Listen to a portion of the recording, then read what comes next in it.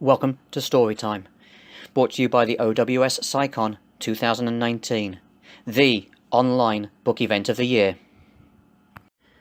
An hour later, having left the theatre, Jim found himself blinded by California sunshine. The dirt road crunched under his tires, and trees whooshed by as he sped along.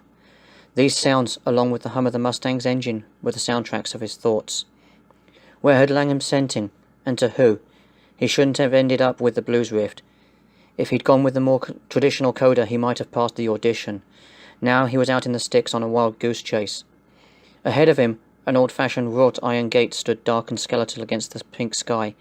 Jim slowed. Brass numbers were fixed to the bars, and they matched the address he'd been given.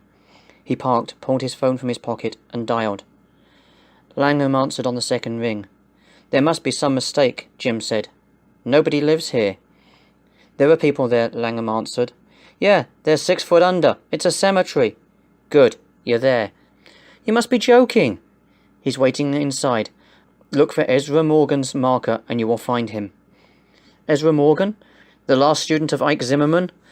The one he taught after Robert Johnson?" "Yes." "Ezra Morgan is dead." "So they say. Why don't you go in and see for yourself?" "I can't talk to a dead man. What kind of fool do you think I am?" "The student kind. This is a lesson, boy. If you want to be in the band, you must finish what you start."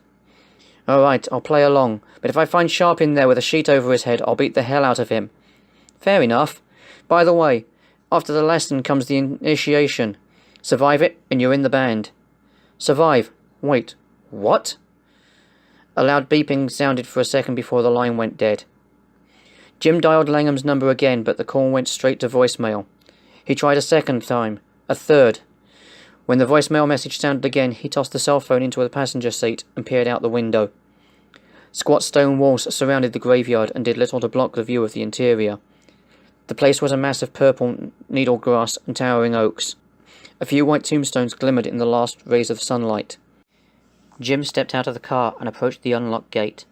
Hinges screeched in protest as he pulled it open. He stepped inside. The cemetery lay before him. Most of the headstones leaned at odd angles or lay crumbled in the yellow grass. Jim remembered his cell phone then. It was still in the car. He retraced his steps, and the moment he stepped through the gate, a scream split the still air. He turned to see something rush towards him. It wasn't human. The creature moved in a strange, hunched gait. Dark shreds of clothing hung off its body. Large, lidless eyes and sharp teeth dominated its gruesome face. Jim stepped back into the graveyard and slammed the gate. As soon as it was shut, the creature vanished. Jim blinked. He pushed the gate open a few inches. The thing appeared a few yards away. This time it was armed with a large butcher's knife. Jim released the gate and it clanged shut. He backed away from the iron bars, his heart thudding in his chest. Grass tangled around his feet and he fell against a gravestone.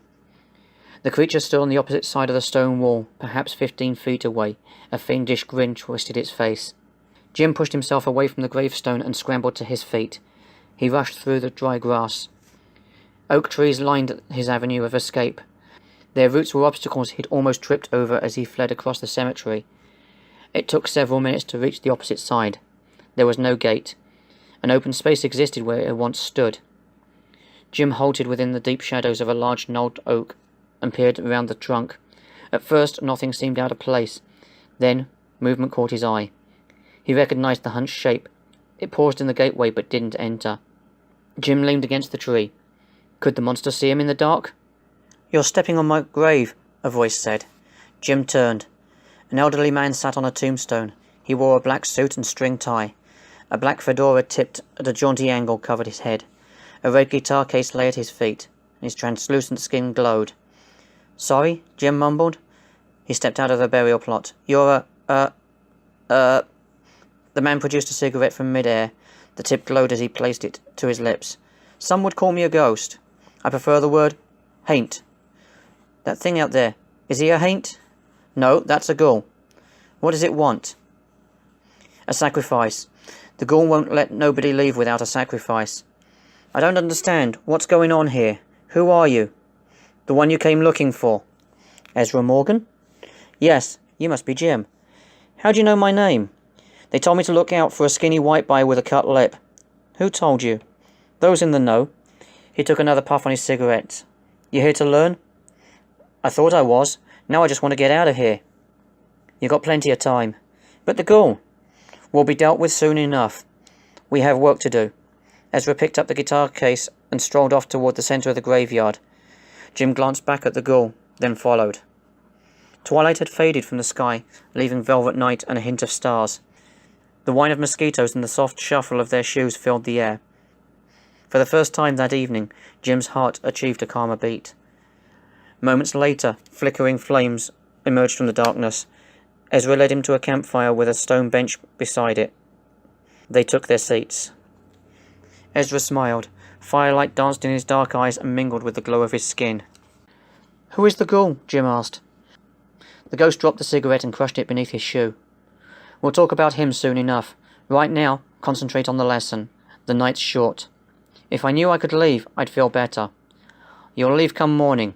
They all do, one way or another. You got a guitar?" "I left it in my car." He handed Jim the guitar case. "Open it. Play a few chords."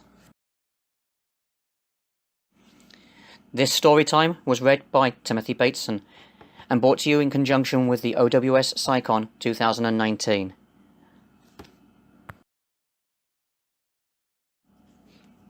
OWSCyCon runs from May 17th through May 19th.